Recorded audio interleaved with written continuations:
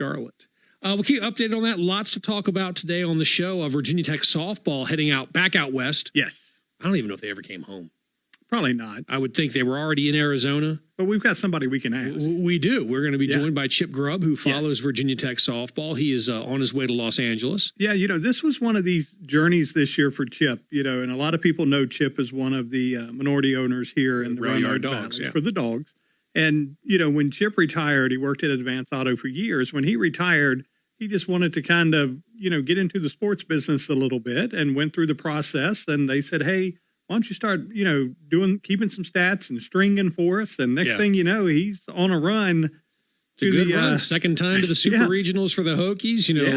It's not since Angela Tincher and that crew. Right. Have they done this? So the Hokies play UCLA, a 3-game series starting tomorrow. Right. And Chip's out there, and he'll join us in the second hour of the show, just talk about what's going on, give us some names to keep an ear out for and exactly what's been going on this year. I mean, it's easy to look at the pitcher, Keely Richard, the junior, and go, she was a pitcher of the year in the ACC. That's it. You got one of those, you can win a lot of games, and the Hokies have so far this year. They're 36-13 overall. They were 23-11. Right. In the ACC, made it to the semifinals in the tournament. See, and that's the... Greg Roberts Live, Associated Press Best Sports in the state of Virginia for 4 straight years. Hour number 2, Greg Roberts Live, right here on WFIR. Justin Ditmore in for Greg on this Wednesday. Thank you so much for tuning in. We're jumping on the 7-Eleven hotline, and we're heading 3,000 miles to California. That's where the Virginia Tech softball team is getting ready to face UCLA in the Super Regional. And covering Virginia Tech softball is Chip Grubb, and he's nice enough to join us on the 7-Eleven hotline. Chip, how are things in California? Well, they're, the good thing is they're a tad bit cooler than Arizona. Goodness gracious, I don't know how people live in Arizona all the time. I had a friend that moved out there, and he said, no, it's not that bad. And then August, he goes, hey, I was wrong. It is that bad. The Hokies got a little bit of a break last week. Their first game was played when it was 98, and then the next 2 games were high 80s. And the Arizona State folks kept saying, man, you guys really caught a break. That's bad. When it's high 80s and woo, hot, cold front coming through. Yeah, absolutely. They can tell you it's a dry heat, but when it gets to 124, it doesn't matter if it's dry or not. I'm telling you what, when it hits triple digits, it's hot.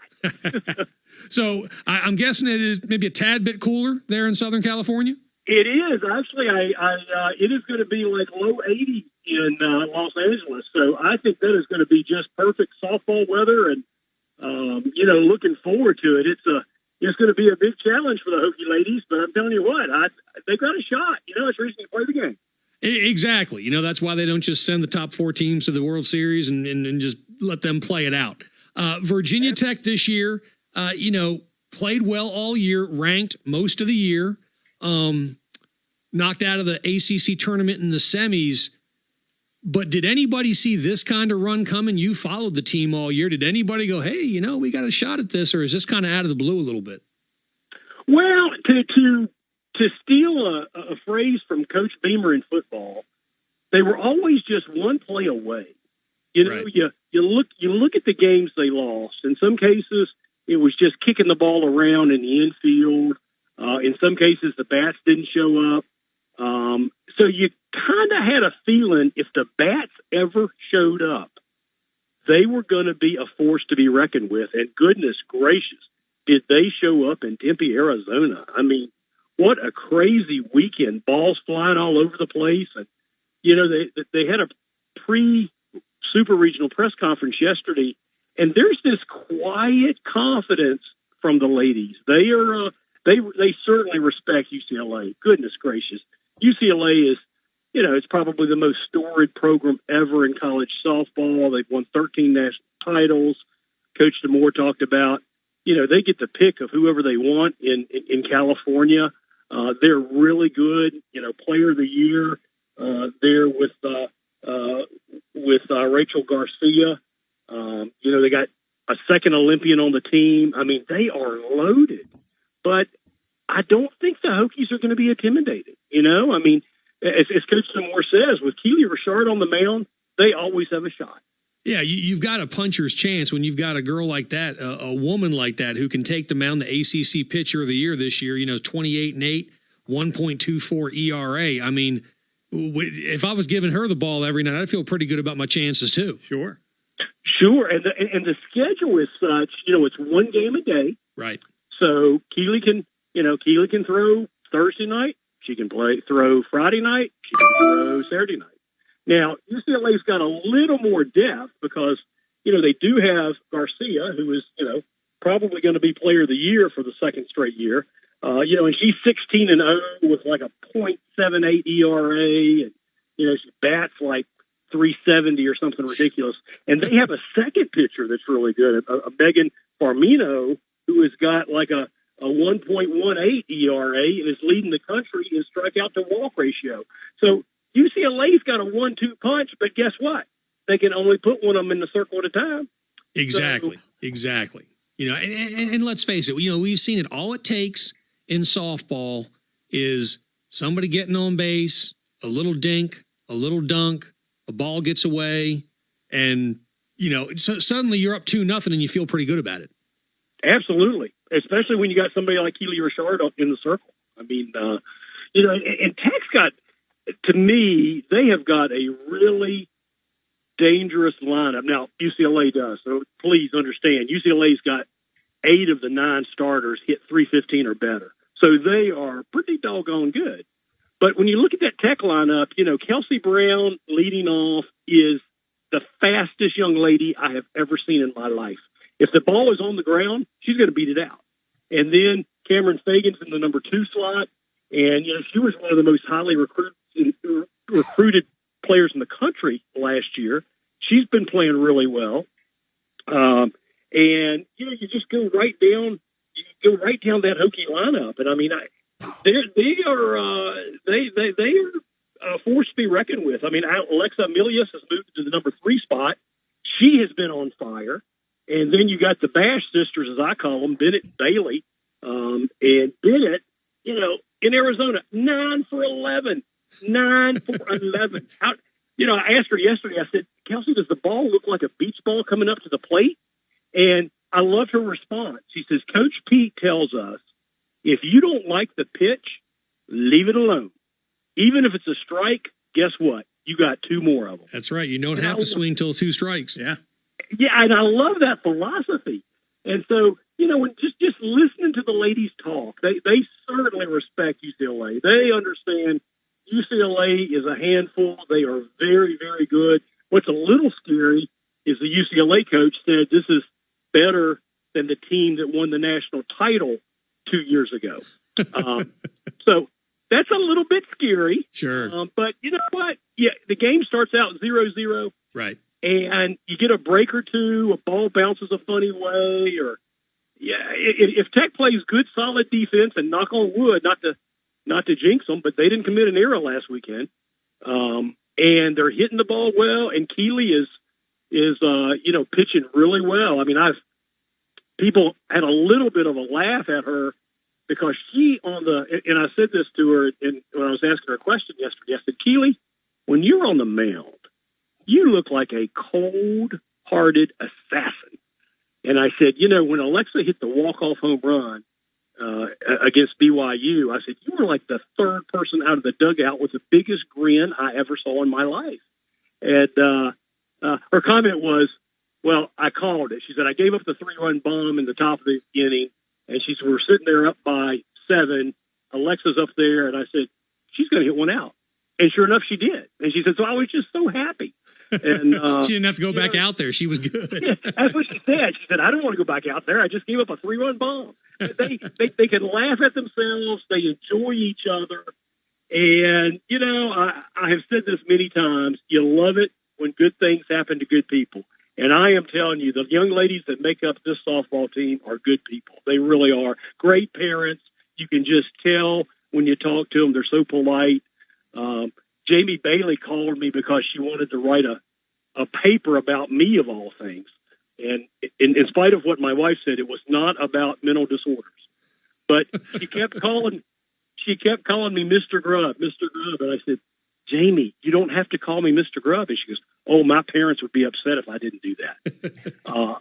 So, I mean, what a great group of ladies. It has been an unbelievably fun ride, and hopefully it keeps on going for a while. There you go. Now, before we let you go, did the team stay out west? Because they were, of course, in Arizona for the regionals to go to California. Did they come home and go back, or did they stay out there?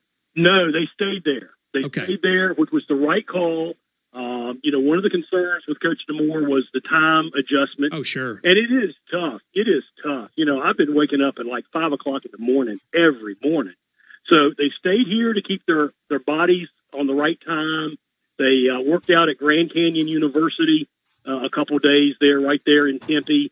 They bussed over last night. And, I was just commenting as we were driving on I-10 over across Arizona and into California. I mean, what a neat view, So I'm glad they bussed. They got to see just a neat part of the country, and I think they'll be ready. I mean, it's why you play the game. UCLA is really good, but you know what? As Coach Ditmore said yesterday, when you get to the Final 16, everybody's pretty good. Yeah, It's not like the basketball tournament where all of a sudden a 16 seed sneaks in and suddenly you're feeling pretty good about your chances. Your chances are at this level you're playing one of the top 15s in the country anyway. So sure, nobody's. When you got a pitcher like Keely Richard, you got a shot. You always got a shot. Well, Chip, let me ask you this. I've known you and Bonnie for years now, and you've spent 40 years in the Roanoke Valley in human resources, and you're one of the owners of the Rail Yard Dogs, and everybody knows you in a different capacity.